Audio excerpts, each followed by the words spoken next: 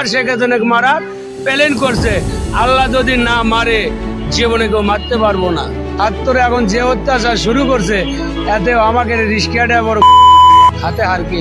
এটা নতুন স্বাধীনতা, এটা স্বাধীনতা কারা লোয়া, এটা তো স্বাধীনতা লয়, এটা স্বাধীনতা কারা লিছে। প্রধানমন্ত্রী শেখ হাসিনার আমলে অনেক মানুষ সুখে থাকিছে। আর এখন বর্তমান যে কি নাটক সব দল মিলায় শেখ হাসিনা তাড়ানা এবং চেষ্টা এবং প্রতিজ্ঞা করে শেখ হাসিনা আছে। শেখ হাসিনার আমলে 1000, 1200, 1400, 1500 আমার ঘরে লেগেছি। তাহলে শেখ হাসিনার আমলে উন্নত বেশি আছে।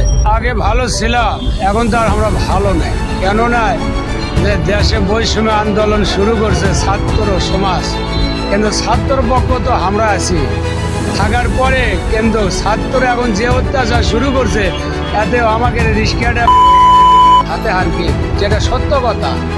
কারণ প্রধানমন্ত্রী শেখ হাসিনার আমলে অনেক মানুষ সুখে থাকিছে।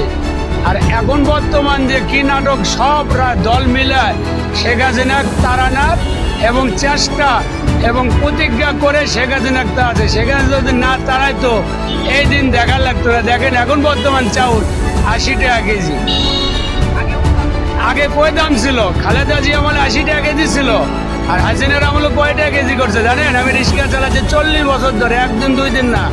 আর শেখ খালেদাদের আমলে কৃষক গুলি করে মাঝে নন্দীগ্রাম থানার সার ব্যাগরে হাসিনা কয়টা গুলি করে মাঝে। দেখেন আপনি আমাকে যদি মারে আমি কি মাটির বোতল যে আমি লোকটা থাকবো? কখনোই না।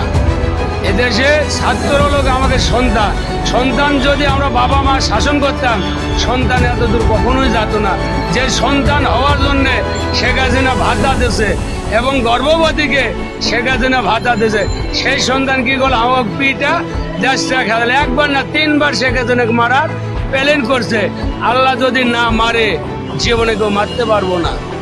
যৌবনের সেতু করলো, পদ্মা সেতু করলো, রেল স্টেশন করলো, তারপরে 1 হাতের জায়গায় 7 হাত রাস্তা করলো। ওরাই তো আমাকে বিরোধিতা শুরু করছে। তাছাড়া আমরা জনগণ শান্তি মতো থাকতাম, শান্তি মতো খাইতাম।